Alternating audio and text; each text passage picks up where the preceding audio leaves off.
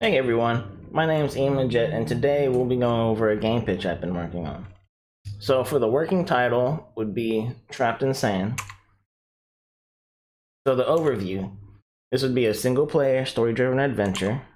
The camera would be a kind of a close-up third person up on the character. We have large semi-linear levels that will allow for exploration and different ways to go about completing objectives. And the player would face their fears, and then after they know how to face them head on, they can then conquer them. And they can use items as they traverse the realms, and this will also help them deal with enemies. And there's also a unique fear and health system. So the story is you and your best friend are exploring a river after it kind of had really heavy rain. He slips and falls into the river, and as you're running to rescue him, you kind of get stuck in some quicksand and have to fight your way out, but you are having a real hard time with it, and he eventually passes away after drowning. And from this, you have different fears that are born, such as you feel lonely for losing him, people hate you because they kind of blame you for his death. Maybe they think that you murdered him or pushed him in, things like that. From this, you start to have these nightmares, and you become trapped within these nightmare realms, and you can't really escape. And here you must kind of fight your fears and find a way out. And then after you face those fears, you then have to face your biggest obstacle, which is how you see yourself after these events.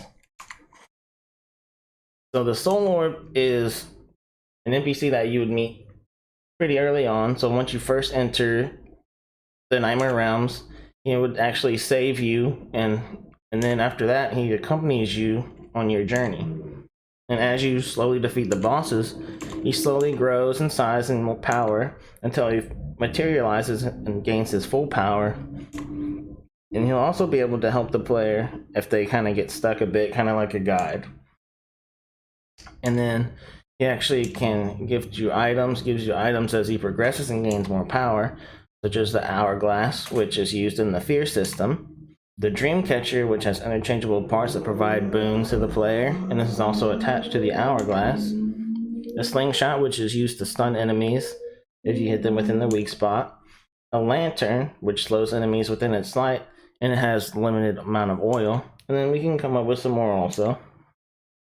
So for this Fear system, the player's health is kind of dictated by their fear. So you have the Hourglass, and this will have a strap on it that allows it to be put on the player's back, which is why the camera is kind of close up so the player can see this. And it contains the Sands of Fear in the top. And as the player begins to travel, the sand begins to flow through the bottom. As the sand reaches the bottom, the player becomes immobile. They can't walk or run, but they can still kind of defend themselves. They just can't run or walk. And then the player must flip the Hourglass. And then after you flip it, the character will put a sandbag on the bottom of the Hourglass. And then you fill the back top up with sand again. And then this cycle would repeat until the player reaches the amount of sandbags which they can carry. So one sandbag equals a certain percent slowed, and the fortitude is the number of sandbags that the player can withstand, and defeating a boss will increase your fortitude. So you say you have a base fortitude of 3, you can carry 3 sandbags total with a 7% slowed per sandbag, so that'd be 21 total. Or if you defeat one boss, maybe your fortitude goes up 1, you can carry 4 sandbags for 6% slowed for a total of 24. So each sandbag is a little bit lower percent, but the total is higher. And then say you have the base fortitude where you can carry 3 sandbags. If you hit that 4th sandbag, you're crushed by the weight of your fear and it's game over. So that's kind of how the character would die. So for enemy effects, so each effect that for each enemy has its own effect that has a chance to happen when it hits the player. So when any enemy hits the player, there's always a chunk of sand that will fall, kind of like you got hurt. So the sand will fall, you won't have as much time. And then each fear kind of has its own enemy type. So for the loneliness type, your vision kind of becomes obscured like you're lost in a sandstorm or dense fog. For the trap type, you kind of sink into the ground a bit and you have to kind of fight your way out. For weakness, you lose your balance a bit. You can carry the weight of the Hourglass on your back. Harder to control the character. For the river running water, the sand in the hourglass would begin to flow a little bit like water. For blame, you'd have all these voices that come into the character's head, and he can't really think right. So the controls become inverted. So right is left, left is right, forward, back, and so on. For hatred, so all your friends kind of turn on you, start hating you, because they feel like it's your fault that their friend is gone. And they all kind of, so if you get hit by hatred, it's kind of like a pack comes at you. And then, of course, these things can also happen at the same time if the chances line up. So the Supreme Dreads are the bosses of the realms. And once a player defeats the boss, they know how to defeat its little minions. So when they first start out, you can't actually defeat them. You have to kind of sneak by or stun them. And then once you defeat the boss, you can then defeat the minions. And the boss room is not always at the end of the level. It can be in the middle or in the kind of near the beginning to kind of add a little variety as well. So the leader of the Supreme Dread is the vision of yourself. It's your nightmare doppelganger. And his section comes after you defeat all the other Supreme Dreads. And these have the strongest enemies, which are kind of the elite versions of the other ones. And you have to use all the knowledge that you gained prior in the game in order to defeat them. So the Dreamcatcher is attached to the hourglass. It consists of 3 interchangeable parts. The hoop, which represents a circle of life and provides survival boons to the player, such as maybe the sand doesn't flow as fast.